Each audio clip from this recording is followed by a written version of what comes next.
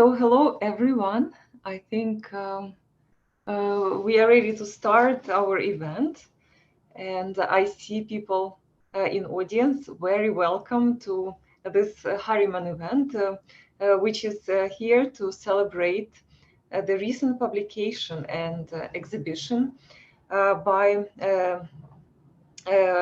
Regina Khidekel of the Russian American Cultural Center from New York, in celebration of the visionary artist and architect Lazar Khidekel. Also, our panelists will be joining in. And so this exhibition happened in National Art Museum of Republic of Belarus. This exhibition was the first solo exhibition of Lazar Khidekel in this republic. And actually, it is the country where he was born and studied at the Vitebsk Art School under the guidance of his legendary teachers, Marc Chagall, Lissitzky and Kazimir Malevich. And where the UNOVIS group, and UNOVIS is Affirmers of New Art, was conceived and created exactly 100 years before the exhibition. The book and the exhibition, both titled "They Will Understand Us in 100 Years." It was published with the generous support of the Malevich Society, and the president of the society, Christina Lodder, is among our speakers today.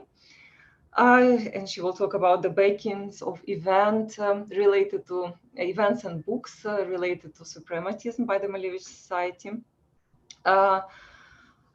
Maria Kokkori will present her recent research findings, which were published in the book. Maya Katznelson from Belarus, who is the founder of the Belarusian-Jewish Cultural Heritage Center, who was the initiator of the exhibition. She will also be among our speakers today.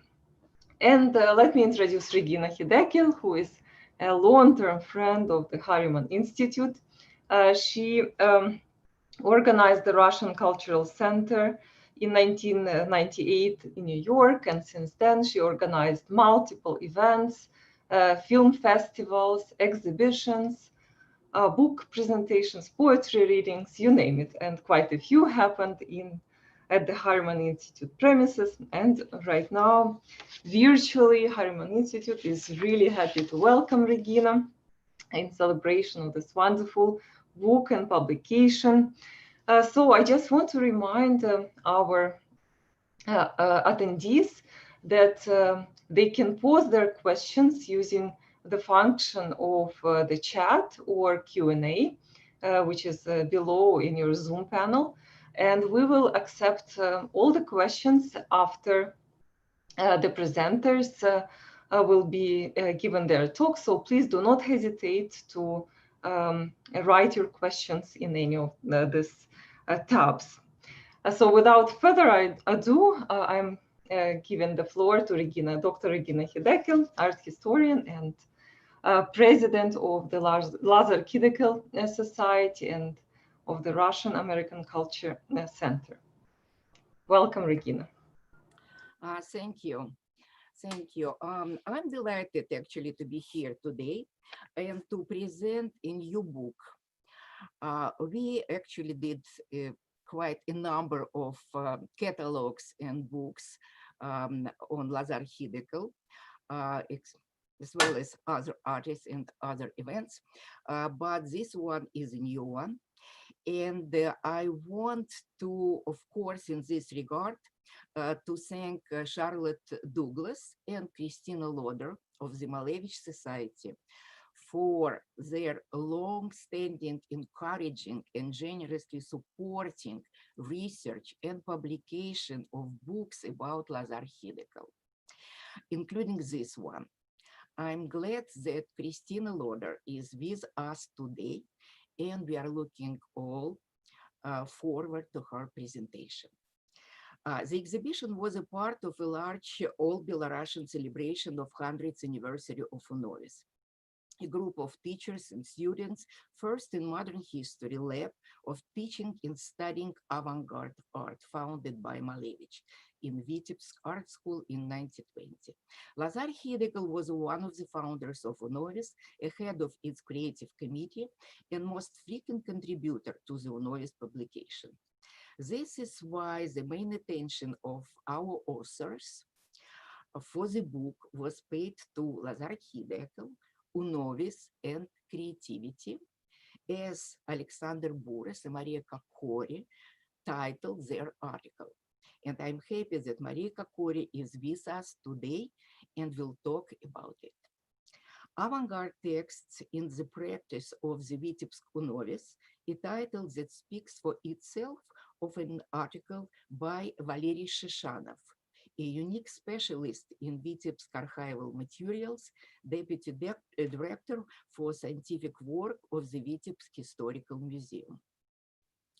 UNOVIS and the early years of Lazar Khidekel's creative work are the topic of the article Vitebsk Space Time by Tatiana Katovich, specializing in avant-garde art, theater, and ballet, with a special interest in the chronotype. I believe that these both authors who live in Vitebsk joined us for this event as other contributors to this extremely successful project, 100th anniversary of UNOVIS and Lazar Khidekel exhibition. And I just want to thank Katerina Izafatova, co-curator of the exhibition, Katerina Khralovich, book designer. It's a brilliant design, as we see. Zahar Dudinsky, who is the director of the Belarusian-Jewish Heritage Center, and many others who were involved in this project. The title of my introductory article is Native Land, Родные края, from the 57 letter of Lev Khidekel, brother of Lazar Khidekel, from post-war Vitebsk, and architecture on a scale of nature and with nature, from the notes of Lazar Khidekel. It consists of two parts that reflect our vision and feelings for this project. This is about the past and the future. The first part, based on our family archives, share the screen, archival materials in documents, is a story about Khidekels living in Polotsk region. Lazar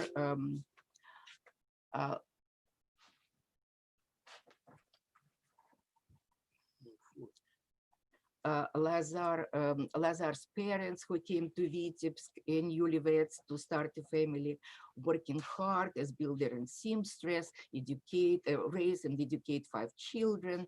Lazar studied at Alexandrovskaya Boys Gymnasium and Vitebsk Art School.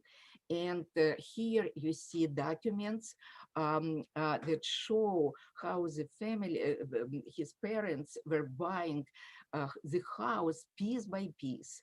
And the last payment was done in 1917 to become homeowners, to see the suppression and harassment of the new government after the revolution. This is various documents from the family archive, and this is the Vitebsk historical part of it. And the topic is supported in the book by an article of Roy Salguero Barrio from MIT Center for Advanced Urbanism, Lazar Khidekel's Cities, and investigation of the architecture on the world scale. And this is very interesting juxtaposition between architecture on the world scale and Lazar Khidekel's work, architecture on a scale of nature, set like 40, 50 years earlier. Here we are dealing with the most radical, urgent problems of modern urbanism. But this is also the story of Khidekel's return to his homeland. After the World War II, Lazar never returned to Vitebsk. Like Chagall, who during our meeting in Leningrad in 1973 shared his dread at the prospect of a trip to Vitebsk. The city was being destroyed, and he was afraid he would not recognize anything which would be unendurable. Lazar's guarded approach to Vitebsk as the sacred land and devastated site of ruined history influenced our attitude of his family. But, however, once we decided to visit Vitebsk for the first time, and this is actually images of our trip. And our trip to Vitebsk was an inspiring journey. We were glad to see that after a long oblivion, the name of Marc Chagall became the hallmark of the city. Here is Chagall House Museum, Chagall Art Center, and in general, the whole city was saturated with arts, images, and poetries of Chagall, also painted on the buildings and fences. And closer we were approaching to Vitebsk Art School, more images of suprematism, Malevich, and Lissitzky on the buildings appeared. Even more surprising was a meeting with the art school. As we know, the building survived the war, but now it was vacated and given over to cultural purposes. It was under renovation, and we met Andrei Dukhovnikov, who is here on these pictures, director of the project, artist, and uncompromising enthusiast for bringing Vitebsk avant-garde heritage back to life. You can see in these photographs, we also have a short rolic, if we will have time, we will show. We met with Dukhovnikov in New York in 2018 at the opening of the exhibition of the Vitebsk avant-garde, which came from the Pompidou Center. And he introduced us to his compatriots, Maya Katznelson and Zahar Dubzhinsky. And then the idea of celebration of 100th anniversary of UNOVIS and exhibition of Lazar Khidekel in Belarus was born.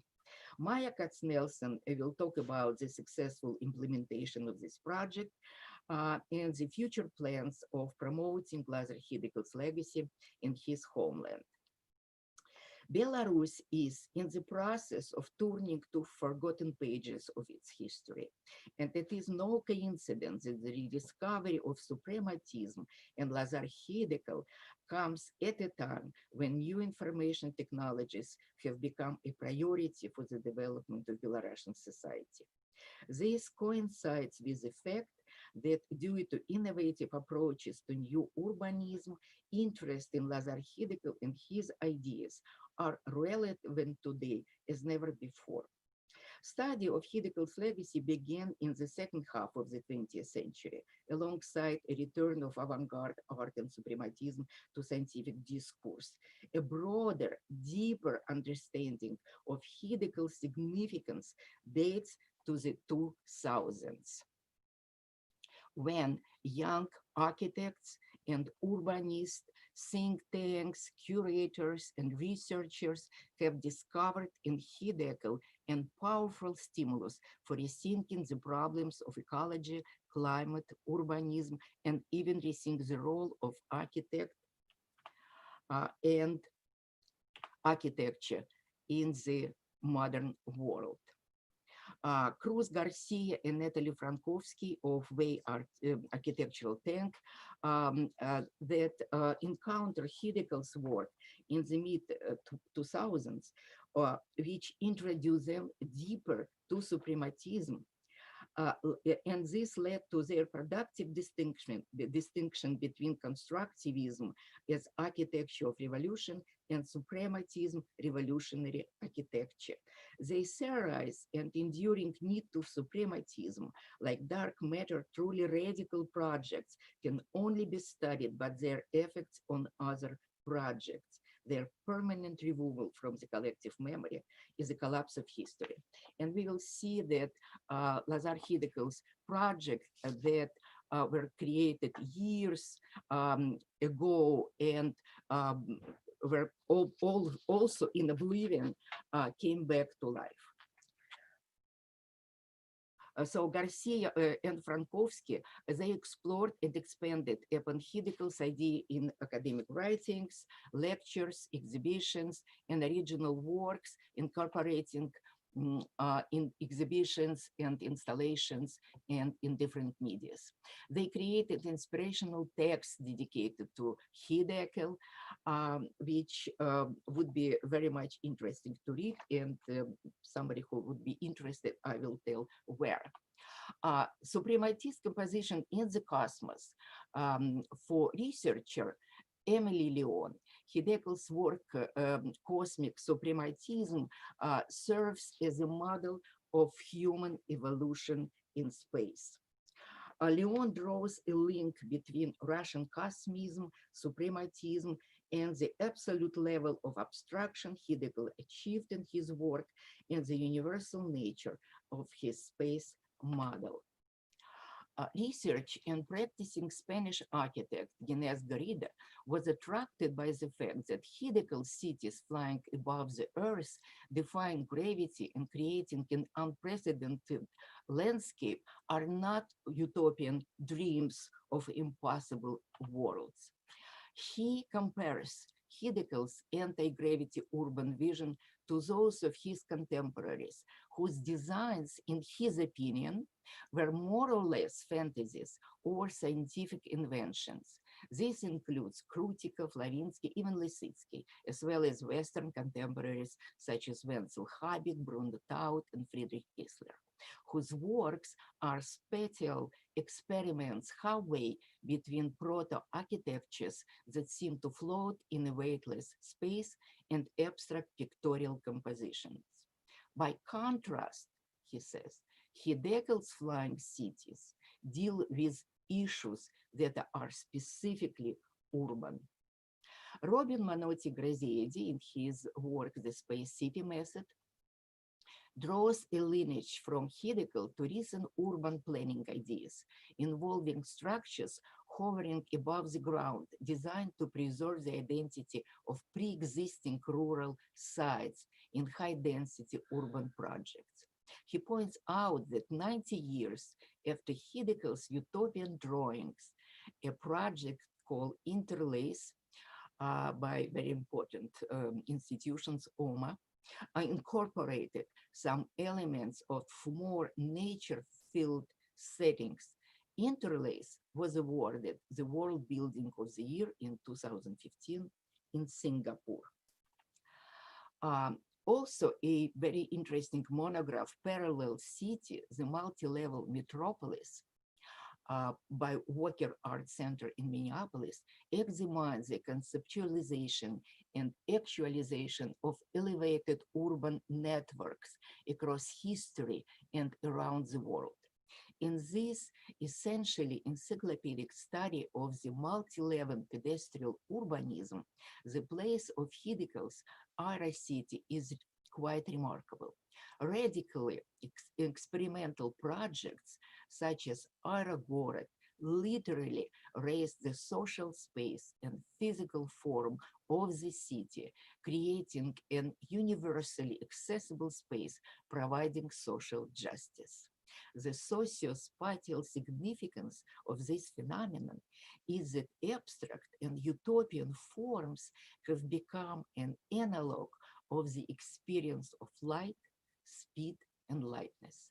Its evolution is consistent with the desire to make architecture weightless and floating. Ira City structure. This topic is continued in the new book, World as an Architectural Project, also by MIT Press, Cambridge. Khidekel's Ira City is represented among 50 projects which show how, for more than a century, architects have represented the future of the planet in worldwide projects. Together, the corpus of Khidekel's work presents a vision of an infrastructural architecture that hybridizes urban, natural, and geographical conditions. And the conclusion is the value of such an investigation transcends its original 1920s Soviet context. Khidekel believed that it will be his time when not only task, but also new dimensions, cities he crossed, because it's more than city. Architecture on the scale of nature and with nature will come, and this will be his start. Thank you. Thank you so much, Regina, for this wonderful presentation into the world of Lazar Khidekel, a vision of the future architecture, and a bit on the project and the book that this event is dedicated to. I would like to remind all those who joined this event, and I see we have more attendees, that we will take all the questions after all our presenters present by emailing them in our Q&A or chat option. And now it is my big pleasure and honor to introduce our next speaker, who is Christina Lodder, who is here in the capacity of the president of the Malevich Society, but she is also is an honorary professor of the history of art at the University of Kent. She is the co-editor of Verlag Ferdinand Schonin, formerly Brill's Russian History and Culture series. She is an internationally renowned scholar of Russian modernism, with particular interest in Russian constructivism and Kazimir Malevich. She is author of multiple publications, and among them is Russian constructivism, truly a groundbreaking and now a classical research on the topic. Also, constructing modernity, the art and career of Naum Gabo. Then she was the author of the Rethinking Malevich. Then the Utopian Reality, Reconstructing Culture in Revolutionary Russia and Beyond. It was quite recent in 2013, and the translation and introduction to Alexei Gan's Constructivism, also 2013. Please, Christina, welcome. Thank you so much for joining us for the event today. Thank you very much for inviting me. It's a great pleasure to be here. And the Malevich Society, of which I am president, is delighted to have been able to support the publication of They Will Understand Us in 100 Years, this wonderful dual language book on Lazar Khidekel, who was undoubtedly one of Kazimir Malevich's most important students and followers. In the past few years, the Society has been very happy and proud to help the Khidekel family organize their extensive archive and make the artist's works and documents accessible to the public. Both They Will Understand Us in 100 Years and the earlier volume, Lazar Khidekel and Suprematism, throw valuable light not only on the theory and practice of Khidekel himself, but also on the legacy of Malevich's suprematism. You undoubtedly all know the history of suprematism, but I thought it would be useful to recap here for those of you who might not be so familiar with its development and essential ideas. Malevich is an acknowledged pioneer of geometric abstraction. He developed this new style of painting that he called suprematism during 1915, and December that year showed 39 suprematist canvases at the last Futurist exhibition of painting 010. You can see a portion of that installation in the slide. This show represented one of the first displays of geometric abstraction anywhere in the world. Dominating that display was the quadrilateral, better known today as the black square. This has become one of the most celebrated, but equally one of the most enigmatic images in modern art. It represents a tabula rasa, announcing the end of the mimetic tradition. But it also raises an enormous range of issues, both artistic and philosophical, and is capable of sustaining a wide variety of often completely contradictory interpretations. Disentangling the various strands that went into its creation has proved to be a complex task that is still ongoing. Of course, the black square is not actually a square. It does not contain 4 right angles. The form is twisted in the plane as the viewer's eyes try to adjust and read the form in relationship to the square frame. They create the optical sensation that the form is not completely stable, but in motion. Dynamism, therefore, is inherent in what might seem to be a totally static form. Moreover, Malevich mounted the black square across the corner of the room in the position that an icon would occupy in a Russian Orthodox home. This placing conveyed to the viewer the idea that the painting, like an icon, embodied a metaphysical or spiritual truth. Yet the placing of the black square could also be interpreted as an insult to icons and to the tradition of icon painting. Certainly, Alexandre Benoist saw it as an unforgivable act of blasphemy.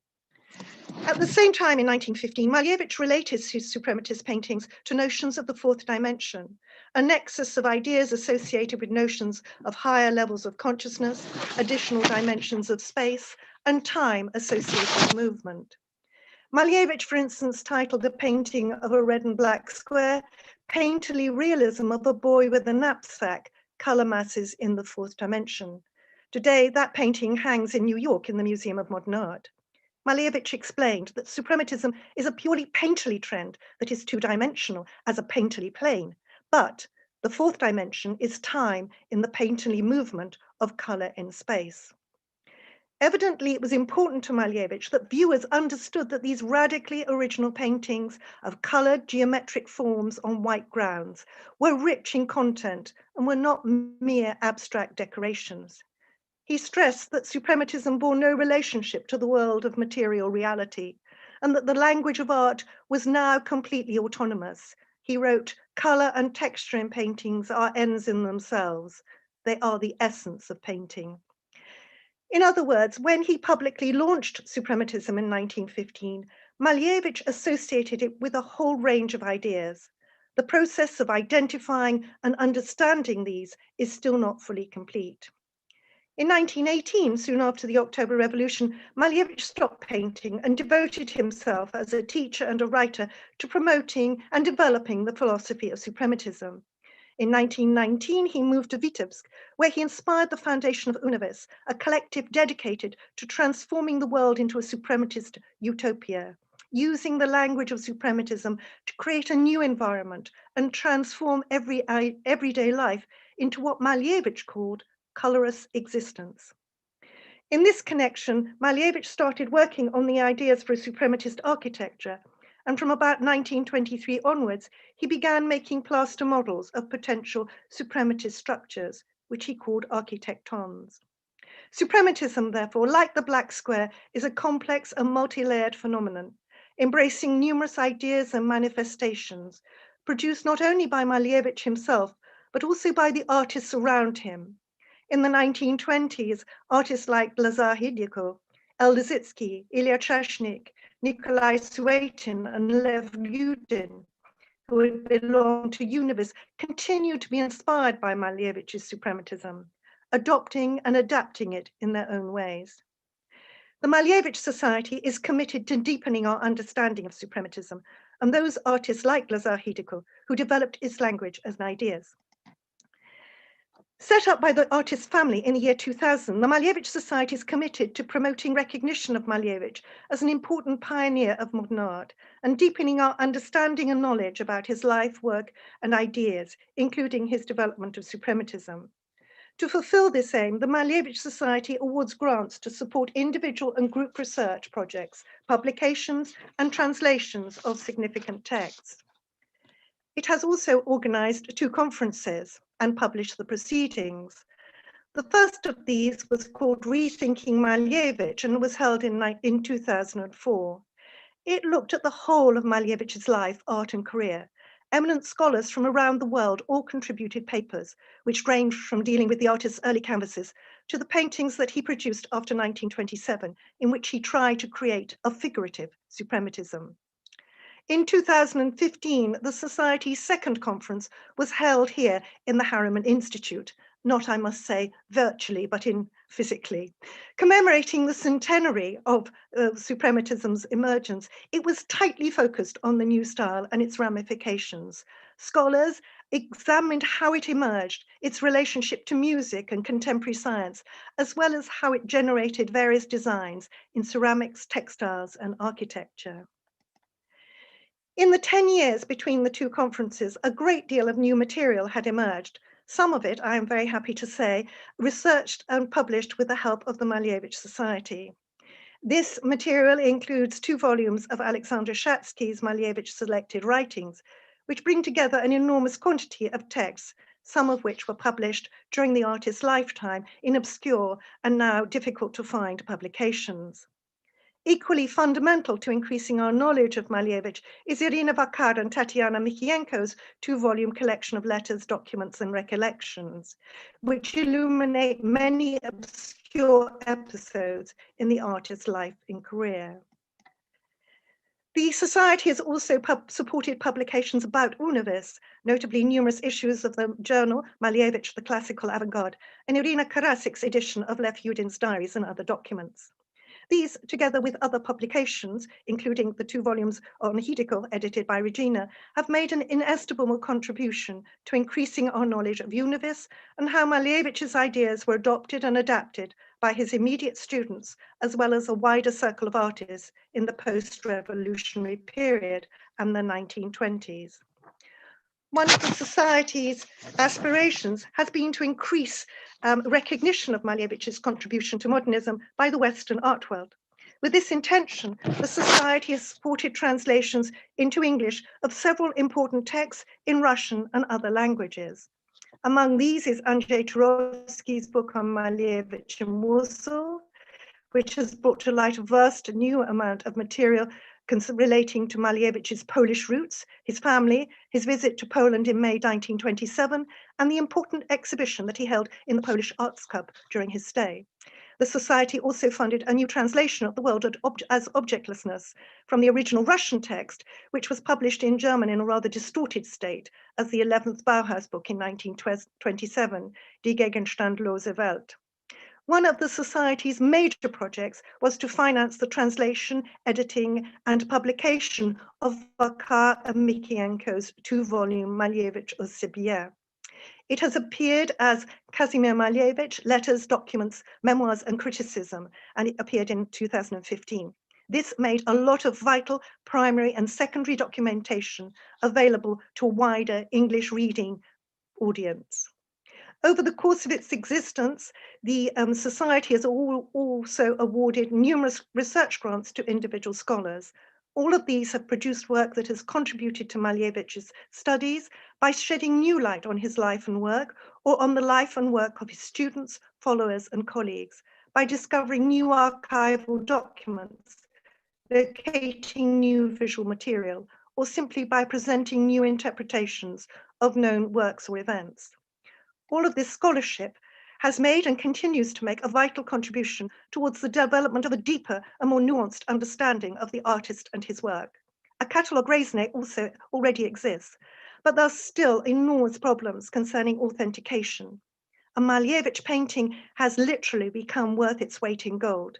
The temptation to authenticate paintings as the work of Malevich that are not by Malevich is very tempting. The Malevich Society does not authenticate works of art, but it hopes that the research that it has supported in the past, supports now, and will support in the future, will ultimately produce a body of solid information that will facilitate the accurate authentication of Malevich's pictorial legacy. The Malevich Society is delighted to have been able to support books like Regina's They Will Understand Us in 100 Years around Lazar Khidekel. I and the board look forward to awarding grants to other similar projects that throw light on Malevich, his work and ideas, and the legacy of his theory and practice on his students and immediate colleagues. We are eager to fund appropriate research and we welcome applications. Please go to our website, malevichsociety.org. We look forward to hearing from you. Thank you.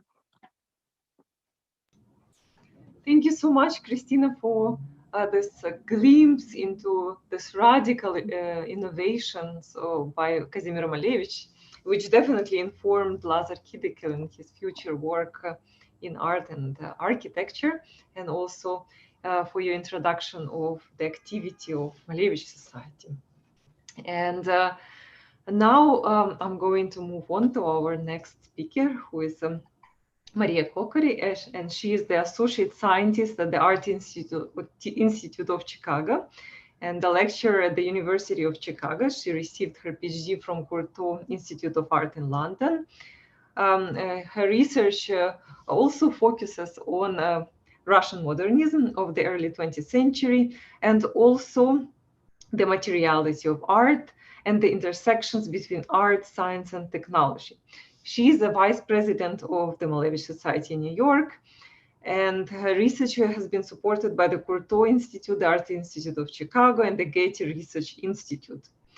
And her research has appeared in many publications and journals, including the catalog to the recent exhibition in Center Pompidou in 2018, Chagall, Lissitzky, Malevich, L'Avant-Garde Rus à Vitebsk, and Kazimir Malevich in Tate Modern London. She also contributed to the book They Will Understand Us in 100 Years with her article. Please welcome Maria Kokkori. Thank you.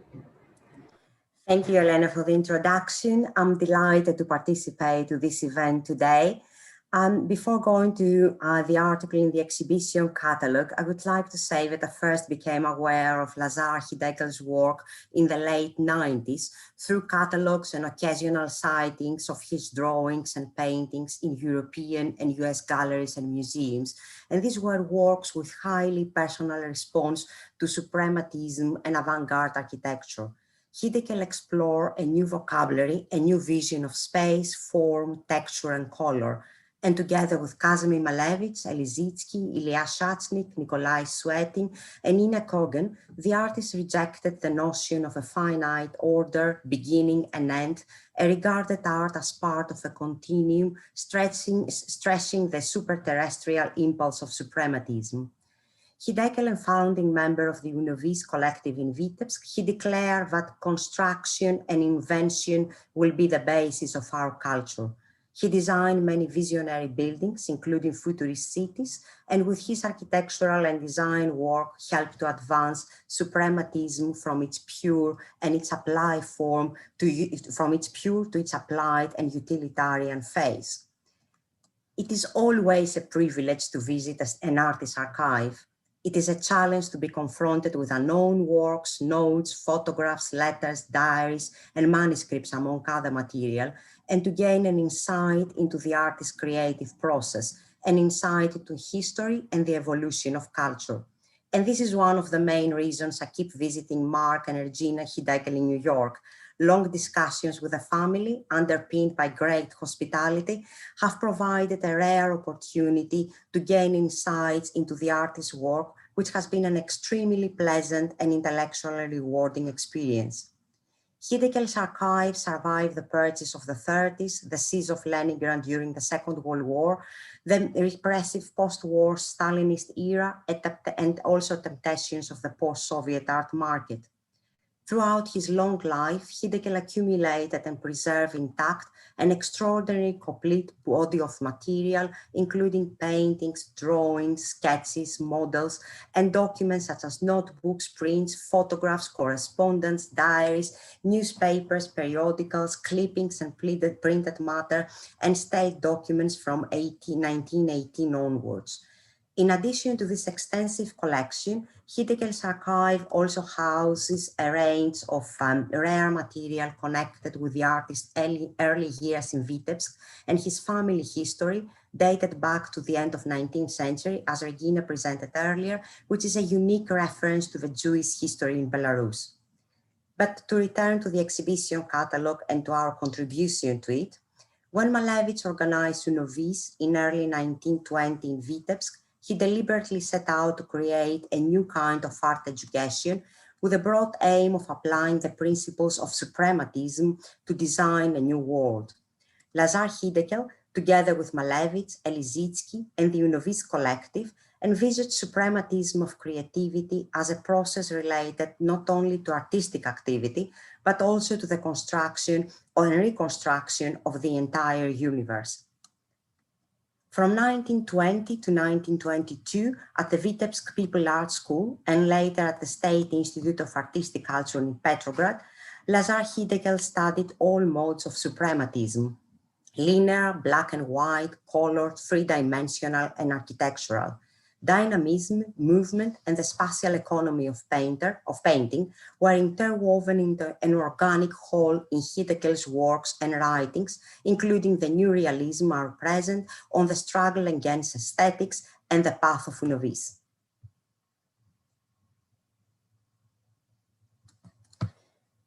In our article for the exhibition catalogue, Alexander Bouras and I discuss Khidekel's publication Aero within the context of suprematist creativity. In 1920, Khidekel and Chasnik produced a typewritten and lithograph booklet Aero, Articles and Projects. The publication includes Khidekel's handwritten statement, 4 of his drawings, and 2 typed articles by the artist under the shared title The World of Creative Collective.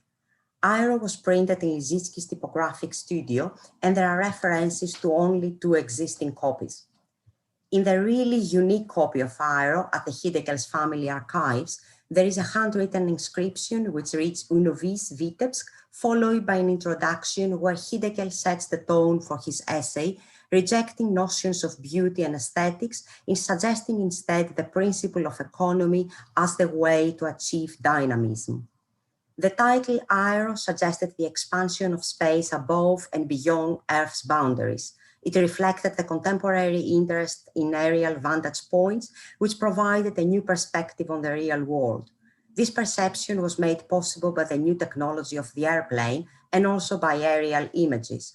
Although Khidekel had never flown at a time in an airplane and thus never experienced the view from above firsthand, aerial photographs had been published in the Russian press and elicited a great interest in Russian creative circles. In his Aero essay, Khidekel outlined some key terms and concepts, including movements, construction, interrelation of new art and nature, sense, sensations, and artist as creator. According to Khidekel, the conquest of space would be achieved through new creativity that would be based on the unification of all fields of creativity, not only artistic, following the principles of economy and dynamism. The 16-year-old Khidekel who wrote this text, which is worth pointing out, an extremely talented student at that time, had already attended classes at the studio of Marc Chagall, Lissitzky, and Malevich. He was an active member of the UNOVIS group and was instrumental in the development of architectural suprematism.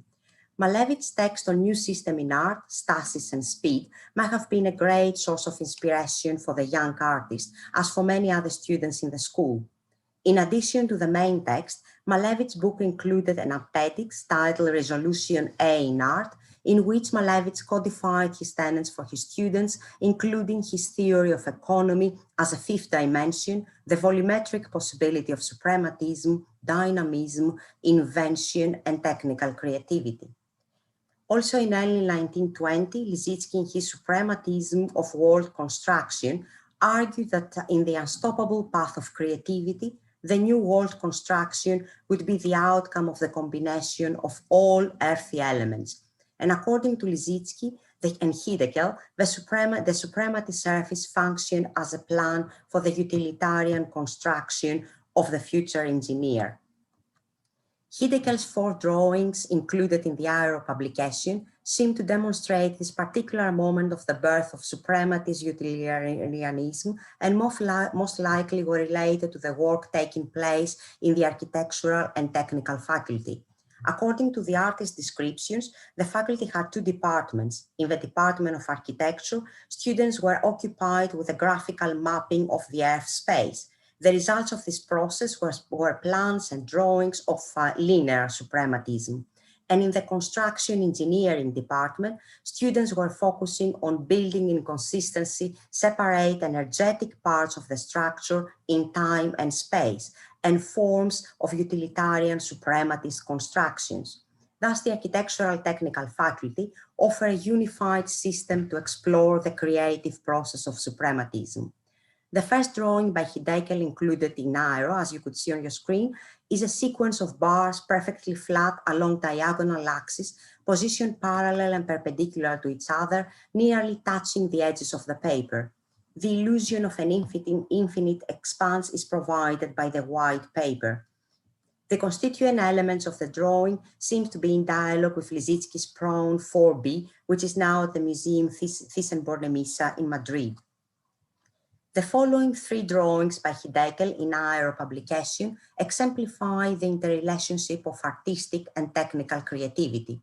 In the first one, on your left, the geometric forms are in balance as a result of maximal counterweights, whereas in the following two drawings, Khidekel transforms the static formation to dynamic effect. The form in free flight was explored by Khidekel in a number of his architectural drawings, in which he fused art and architecture, making suprematism relevant to both material and immaterial world. Malevich's exploration at the Vitebsk School at that time and later at the Ginhook in Petrograd focused on the architecture of the future. We can argue here that the line in Khidekel's aero drawing presents the line that connects the material suprematist world of sensations and ideas with the future world of the embodiment of these ideas into matter.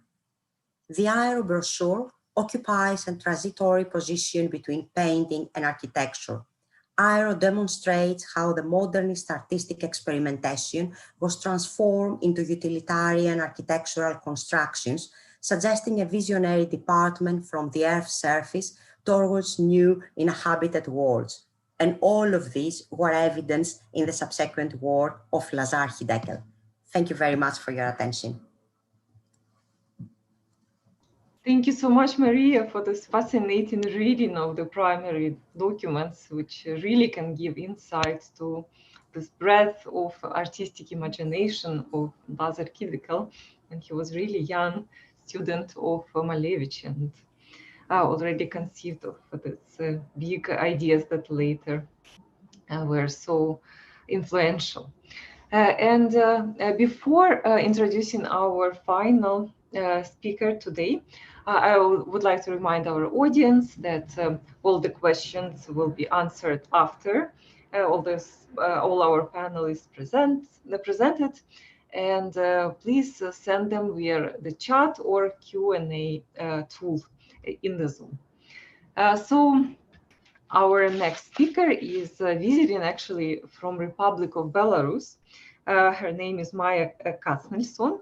She was the exhibition curator and initiator of the entire UNOVIS project, which included not only the book exhibition, but also a prize, the Lazar Khidekel Award for Innovation in Architecture in Belarus was given to Belarusian architects to celebrate their achievement.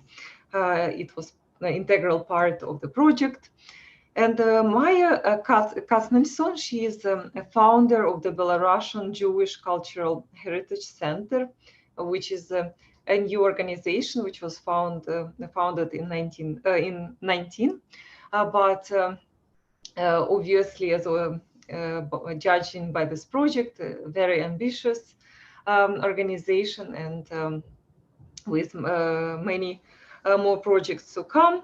She is also served as an art curator of the Baradulin collection, the collection of classical Soviet photography. And she will talk about the exhibition, and as well, she will present the book design. And Katerina Khralovich, who is a book designer, is also in the audience, among our audience today. She is present here, so you can address questions to her as well. She is the art manager and designer of the Belarusian-Jewish Cultural Heritage Center. She designed this book, They Will Understand Us in 100 Years. She designed the exhibition of Amy Winehouse. She designed also the exhibition of the photographer Moses Nappelbaum in Minsk and St. Petersburg in 2019. So please join me in welcoming Maya Katznelson, and thank you so much. Thank you. Thank you very much. It's a pleasure to be here and to present this book and our project. So a few words about our center. The Belarusian-Jewish Cultural Heritage Center is a nonprofit organization which mission is to promote awareness of the rich Belarusian Jewish cultural heritage within the national and global context, to preserve and enhance this heritage, aiming at the creation of the Jewish Museum in Belarus. Exhibition They Will Understand Us in 100 Years, Lazar Khidekel represented the pinnacle event of a large-scale project, UNOVIS 100, dedicated to the 100th anniversary of the legendary Vitebsk Art Association, UNOVIS. The project aimed to return the names of prominent cultural figures forgotten or crossed out of our history. The project was initiated and organized by the Belarusian Jewish Cultural Heritage Center in partnership with the Museum of History of the Vitebsk People's Art School and with the support of the A1 Company and the Lazar Khidekel Society. During the implementation, embassies, state organizations, and private companies joined the project, so it became a demonstration of an ideal collaboration of the public, private, and non-profit sectors. This entirely private initiative that has grown into a national scale project under the patronage of the National Commission of the Republic of Belarus for UNESCO. And UNOVIS will enter history as one of the major steps in understanding and asserting the phenomena of the UNOVIS as a national treasure of Belarus. We must admit that unfortunately only a narrow circle of specialists knew the name of Lazar Khidekel and the UNOVIS group in Belarus. We therefore face the challenge to expose this name and phenomena and plant it into the national context in different areas and for different audiences. The project received wide publicity, about 200 publications and interviews in Belarusian and foreign mass media, over 30 mentions on TV and radio, a film dedicated to the issue on the Belarus 24 channel, as well as a special issue of the Art magazine dedicated entirely to UNOVIS and the project itself. The phrase of Lazar Khidekel, "They will understand us in 100 years," went into the concept of the whole campaign. These words turned out to be prophetic. This message accompanied all the events of the project and served as the title of a book and a personal exhibition which opened on the day of the centennial of UNOVIS. And now, after a few months later, I can say that at this moment, Belarus is ready not only to remember, but to truly understand and regain its heritage. I believe there is no coincidence, yet there is a symbolism in the fact that 100 years ago, a group of young people from Vitebsk opened a knowledge portal that was far ahead of the times they lived in. Today, people experience the same insight, yet this time it applies to the whole nation. The main idea of the project was to show Khidekel as an inspiration that can serve as a creative impulse for our contemporaries and as a path to understanding of our cultural heritage that we can rightfully take pride in. After all, Lazar Khidekel's ideas are still among the most advanced and innovative, and these ideas were born in Vitebsk before anything like this was created in the world. The first step of the project was presenting the International Lazar Khidekel Award for Innovative and Ecological Decisions in Architecture, which was awarded for the first time in Belarus last autumn at the Minsk International Biennale of Young Architects Leonardo and the National Diploma Projects Competition. The international jury included judges of Leonardo Award, headed by Thomas Vanier, the president of the International Union of Architects. The panel of judges also included famous architects Rick Bell and Daniel Libeskin, both members of Lazar Khidekel Society. The panel was chaired by the renowned architect and designer Marc Chagall, the son of Lazar Khidekel, who came with his spouse Regina Khidekel and their son, also an architect, Roman Khidekel, all the way from New York to personally deliver the award to the winners. One more jury member, Martynyuk, the Swiss financial icon, also arrived for the ceremony.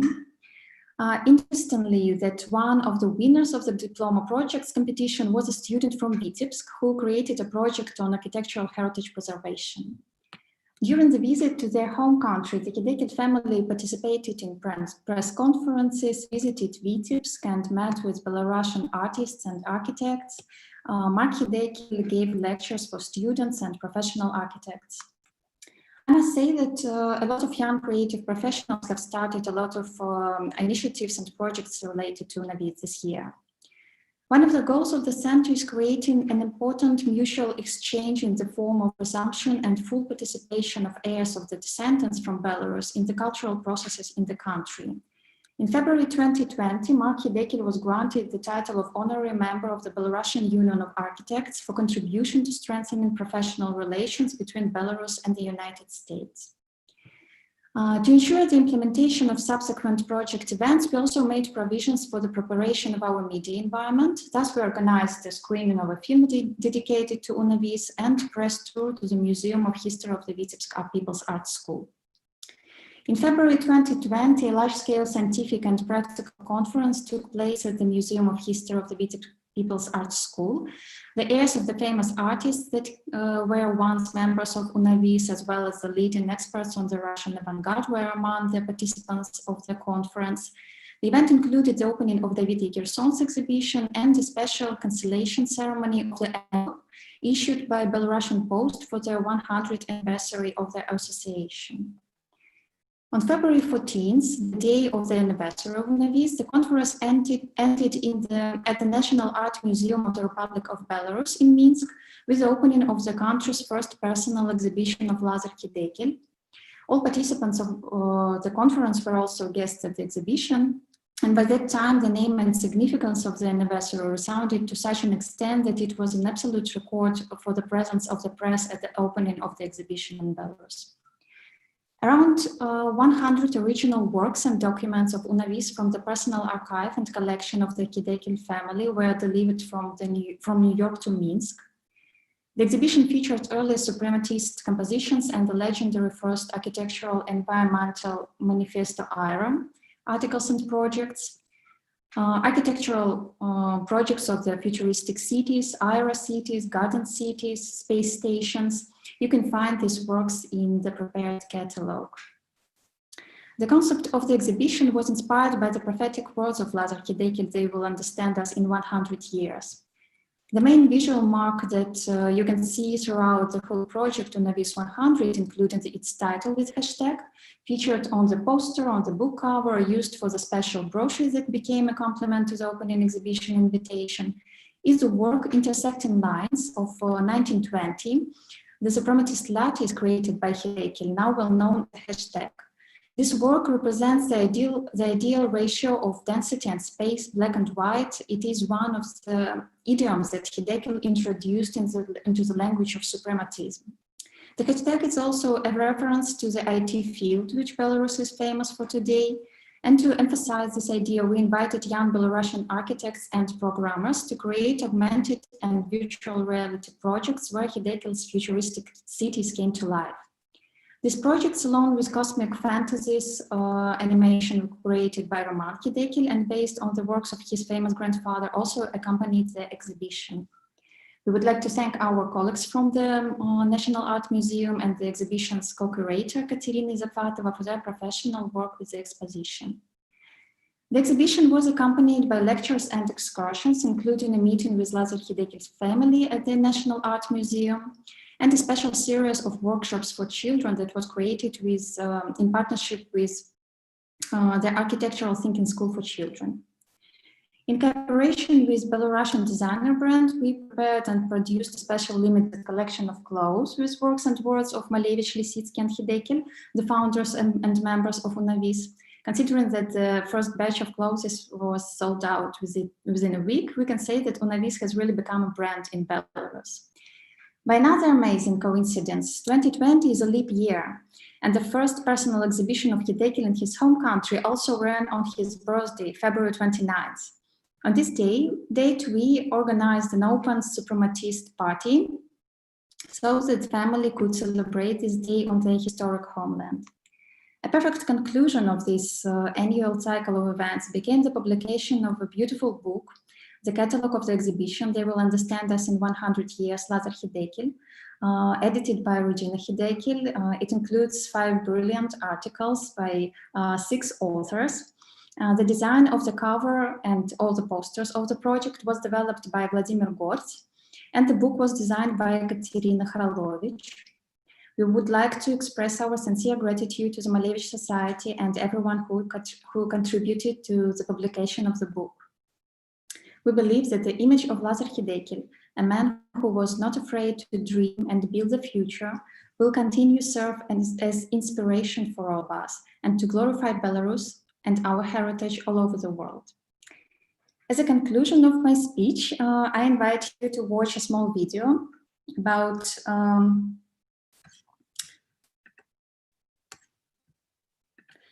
the opening of the exhibition and celebration of the 100th anniversary of UNOVIS that took place on February 14th at the National Art Museum of the Republic of Belarus. Thank you.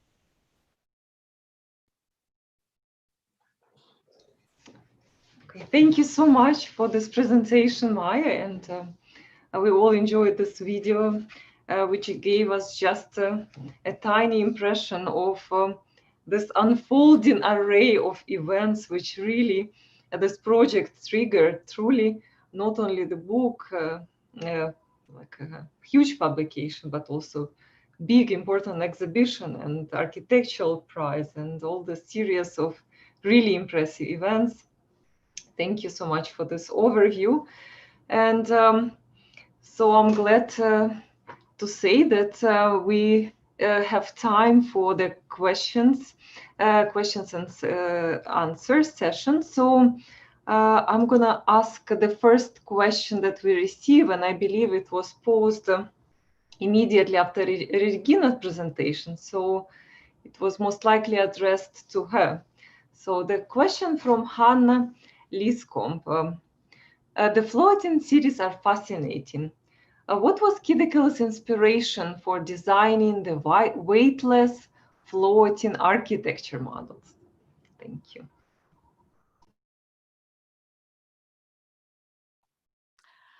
What was his inspiration?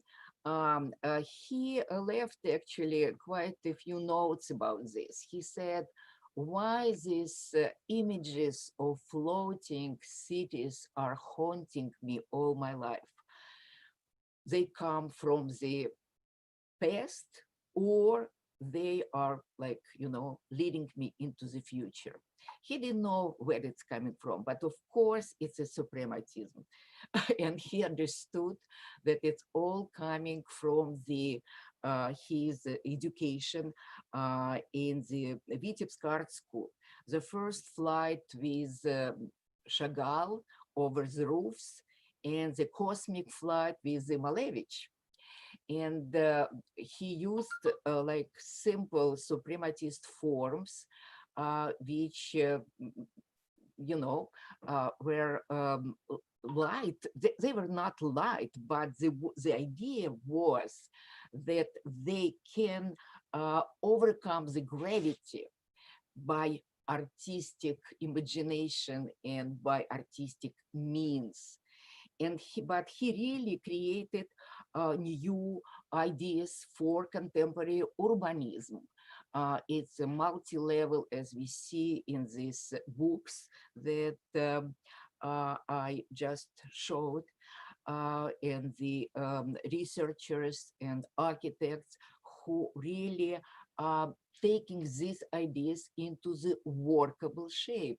It's very helpful for them today to create their own new projects and go further. Lazar Khidekel is still in the future. It's still our common future. Yeah, thank you, Regina, for this comment. Also, there is not a question, but comment from our audience, Eva Forgach. Not a question, just thank you for the excellent talks and the pleasure to see you, at least virtually.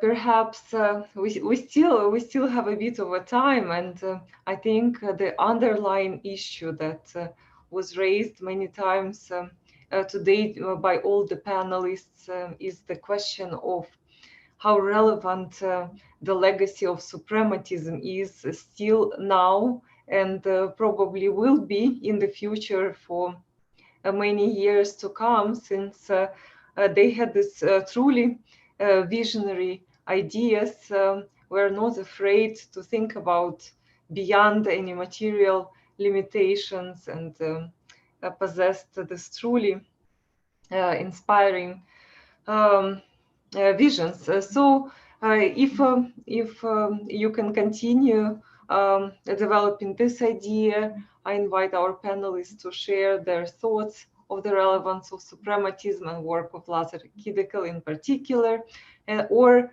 if you have questions to each other presentations, I also welcome. Okay. Actually, Eva Forgach asked a question now. A question to Christina. Was there any relation or mutual inspiration between Khidekel and Krutikov? Thank you, Eva.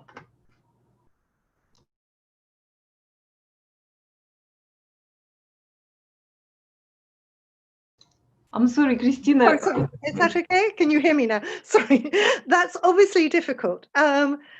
I think they're both responding to a general atmosphere in Russian culture at this time, the sense of defying gravity, the sense that liberation of the individual involved this discarding of age-old traditions concerning how you related to reality and how reality related to you. I think there's Tsiolkovsky, there's a whole load of ideas around about moving beyond the earth. And I think they're not only it's not only Jules Verne, it's a whole nexus of Alexander Bogdanov's novels as well. There's an atmosphere in which, if you like, having overthrown a Tsarist kind of empire, which had lasted 300 years and seemed immovable, they felt that anything was possible. And this idea of liberation took flight. And I think it's not just in the art, it's in people's ideas about how that art could be used. So Malevich, of course, kind of he talked about the way that the suprematist forms would fly up into space, how the cosmos was, if you like, could be penetrated by suprematism, that suprematism was a cosmos, that, and so there's all these ideas about space, which are not only just physical ideas within the paintings, but are, if you like, philosophical ideas, and are inspiring people to go beyond what is the norm, to go beyond what is expected, the traditions, and kind of have visions beyond the world and beyond today, beyond the earth, and into the future. And of course, you have Nikolai Fyodorov, who was a philosopher who believed that we would explore space and that we would be able to colonize distant stars. There's a whole tradition in Russia, and I always think that the fact that the Russians established the space station is indicative of this, the sense that space has never been something which has just been there because of the Cold War, the space race, that actually space and exploring space is a kind of integral element of historical Russian culture. But this is, of course, I may be wrong, and my fellow panelists may have other ideas about this. Thank you, Christina. Any concluding remarks from Regina, Maria, Maya?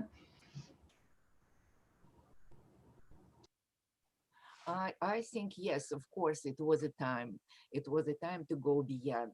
The difference between actually many of futuristic projects of that time and Lazar Khidekel, as it was noted by architects that I just was talking about, that Lazar Khidekel's futuristic cities were very much related to urbanism, and they actually are feasible.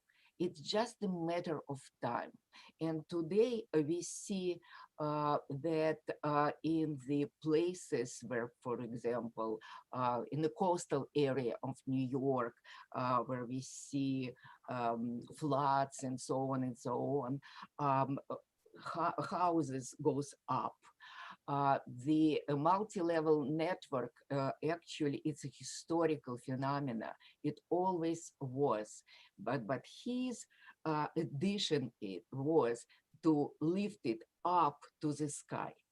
And this is, of course, the ideas of suprematism. So this is the difference between Krutikov and many others, and Levinsky, because they created like a kind of scientific machines. Lazar Khidekel created a city in the sky.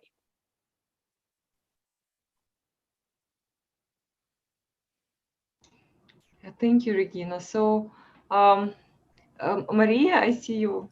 Not on this topic, but just a general comment, how incredible and how fascinating it is that after 100 years, you could still have very rich material, paintings, drawings, manuscripts, letters to study, to focus on, to base our research. And this is a great part of the beauty and also mystery of suprematism and different stages of suprematism, from black or white, from color suprematism, texture, non-texture, three-dimensional, but it is such a rich field. And that's, as Christina mentioned in her introductory talk, that this is exactly what it is at the core of the Malevich Society interest and initiatives. Thank you.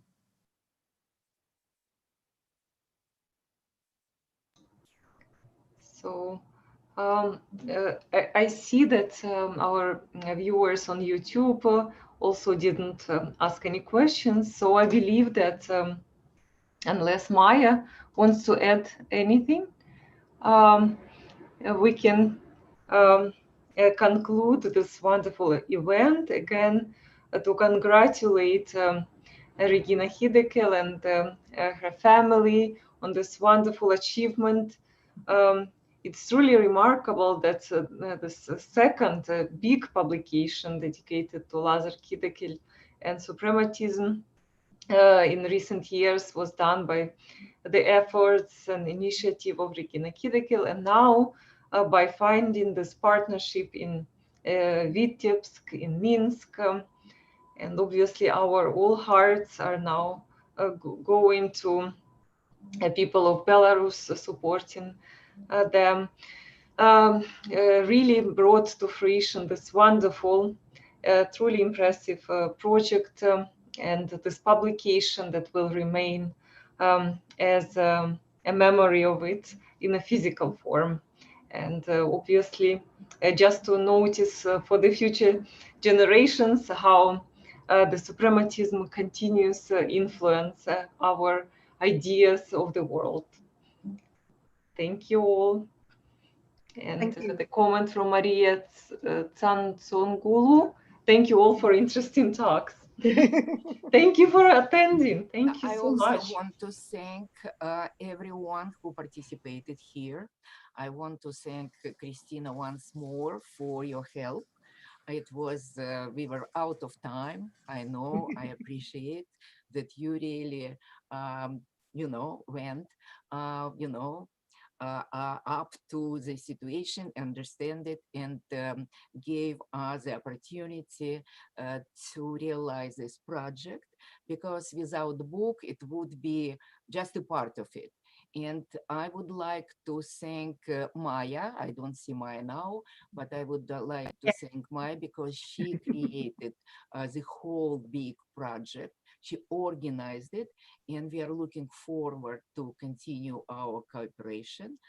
We look forward to continue our cooperation with all of you, with Christina, with Maya, and of course with Maria Kokkori, who is our author of a number of publications and catalogs of Lazar Khidekel works. And we hope that this material is so rich and so so relevant today, that we will continue this work in the future. And thanks a lot to the Harriman Institute, which is, you know, part of my life. Thank you all.